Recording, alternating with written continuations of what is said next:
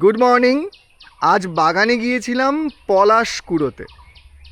তাই আজকে পায়চারিতে আমি ইম্পর্ট্যান্ট নই, ইম্পর্ট্যান্ট হলো আমার বাগানের এই হলুদ পলাশ।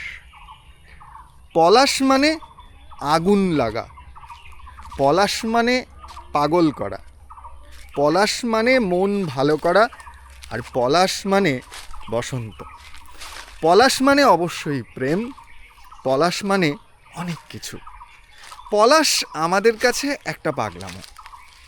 তো বাবা যখন পলাশের চারা এ বাগানে বসিয়েছিল, বাবা নিজেই জানতো না বাবা যেই গাছটা বসিয়েছে সেটা আগুন পলাশ নয়, সেটা হলুদ পলাশ। আমাদের বাগানে পলাশের চারা আরও আছে, কিন্তু পলাশের বৃক্ষ এই একটাই, যেটা এই হলুদ পলাশ। বাকি পলাশগুলো মাঝে মাঝে ফোটে, মাঝে মাঝে ফোটে না, কিন্তু সেগুলো হচ্ছে আগুন লাগা পলাশ, আর এটা হলো হলুদ পলাশ। এবছর শীত বেশি পড়েছে, তাই বোধহয় পলাশের একটু অভিমান হয়েছে। পলাশ এবছর কম ফুটেছে এবং অনেক দেরিতে ফুটেছে। পলাশের জন্য আমরা প্রত্যেক বছর অপেক্ষা করি। পলাশ দিয়ে আমরা কী করি? আসলে পলাশ আমরা কুড়োই, পলাশ আমরা উপহারে দিই, পলাশ দিয়ে বাড়ির ঠাকুরকে সাজাই। আমাদের বাগানে আর কোনো ফুল নেই যেগুলো আমরা কুড়িয়ে বাড়িতে আনি।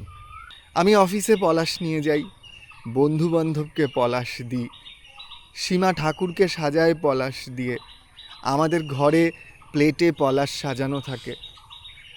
আমরা খুব চেষ্টা করি যে আরও কিছু পলাশের চারা বসিয়ে পলাশ সংরক্ষণ করতে, কিন্তু আমাদের গাছগুলো ওই চারাই হয়ে গেছে। সেগুলো কবে ফুটে পলাশ হবে জানি না।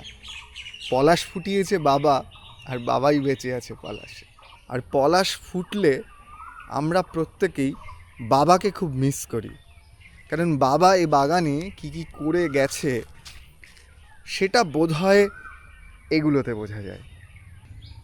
গরম পড়ছে, হয়তো বৃষ্টি নামবে। বসন্ত কখনো কখনো ভালো লাগায়, আর বসন্ত না মাঝে মাঝে অনেকটা মন খারাপ করে।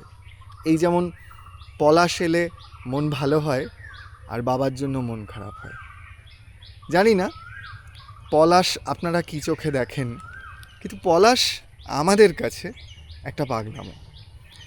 দু একদিনেই পুরুলিয়া যাব পলাশ দেখতে, কিন্তু আমার মনে হয় পলাশ যাত্রা শুরু হোক আমার বাড়ি থেকেই, এবং সেটা হোক বন্ধুত্বের রং হলুদ দিয়ে। বাবা বেঁচে থাকুক পলাশে, বসন্ত ফিরে আসুক পলাশে, কোকিল ডাকুক, মৌটুসি আসুক, মৌমাছি আসুক, বসন্তর শুরু হোক, গ্রীষ্ম আসুক, ঝড় আসুক, ঋতু পেরিয়ে যাক, আবার ফিরে আসুক পলাশ। পলাশ ভালো লাগা, পলাশ প্রেম, পলাশ পাগলামো। পলাশের শুভেচ্ছা দিয়ে আজকের সকাল শুরু করলাম। প্রত্যেকে ভালো থাকবেন, আর সবার জন্য রইল এই পলাশ।